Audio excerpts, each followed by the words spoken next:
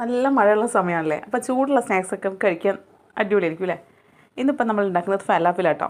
അതിനായിട്ട് ഒരു കപ്പ് വെള്ളക്കടല വെള്ളത്തിലിട്ട് വെക്കുന്നുണ്ട്. ഒരു 8 മണിക്കൂർ കുതിർത്തെടുക്കുക കേട്ടോ. ഞാനിപ്പോൾ വൈകിട്ട് ഉണ്ടാക്കാൻ വേണ്ടി രാവിലെ തന്നെ കുതിർത്ത് വെക്കുന്നുണ്ട്.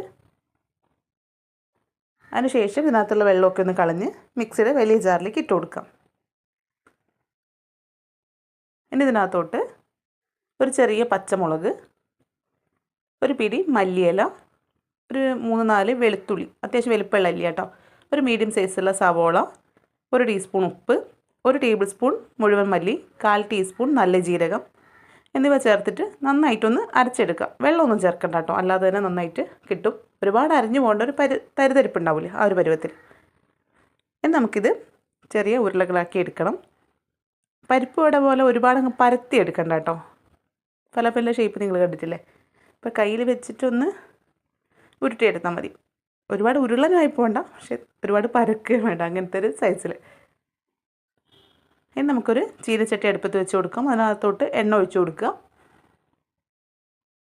എണ്ണ നന്നായിട്ട് ചൂടായി വന്നു കഴിഞ്ഞാൽ മീഡിയം ഫ്ലെയിമിലോട്ട് വെച്ച് കൊടുക്കുക. എന്നിട്ട് ഓരോന്ന് ഇതിനകത്തോട്ട് ഇട്ട് കൊടുക്കുക. എന്നിട്ട് 2 വശവും ഗോൾഡൻ ബ്രൗൺ കളർ ആവുന്നത് വരെ ഫ്രൈ ചെയ്തെടുക്കണം കേട്ടോ. തീ കൂട്ടി വെച്ച് കഴിഞ്ഞാൽ പുറംവശം പെട്ടെന്ന് കരിഞ്ഞു പോകും, ഉൾവശം ഒന്നും നന്നായിട്ട് വെന്ത് കിട്ടില്ല കേട്ടോ. അപ്പോൾ അതൊന്ന് ശ്രദ്ധിക്കുക.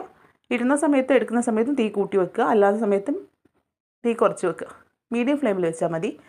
അപ്പോൾ നന്നായിട്ട് കുക്കായി കിട്ടും. ഒരു 5 മിനിറ്റൊക്കെ കഴിയും കേട്ടോ.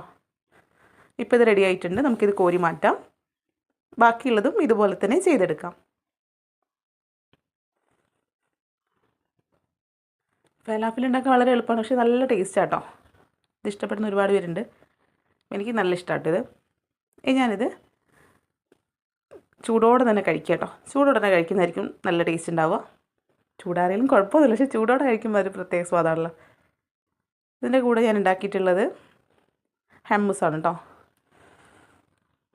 അതിൻ്റെ റെസിപ്പി വേണമെന്നുണ്ടെങ്കിൽ പറഞ്ഞാൽ മതി, നമുക്ക് ചെയ്യാവുന്നതേ ഉള്ളൂ. ഇതും വെള്ളക്കടല വെച്ച് തന്നെ ചെയ്യുന്ന കേട്ടോ. അപ്പോൾ അത്രയേ ഉള്ളൂ. എൻ്റെ വീഡിയോസൊക്കെ ഇഷ്ടപ്പെടുന്നുണ്ടെങ്കിൽ പ്ലീസ് ഒന്ന് ചാനലൊന്ന് സബ്സ്ക്രൈബ് ചെയ്ത് സപ്പോർട്ട് ചെയ്യുക. വീഡിയോ ഇഷ്ടമായില്ലെങ്കിൽ ഡിസ്ലൈക്ക് ചെയ്യാം. അപ്പോൾ രണ്ടാണെങ്കിലും അഭിപ്രായങ്ങളും നിർദ്ദേശങ്ങളൊക്കെ കമൻറ്റിൽ രേഖപ്പെടുത്താൻ മറക്കരുതേ. Thanks for watching.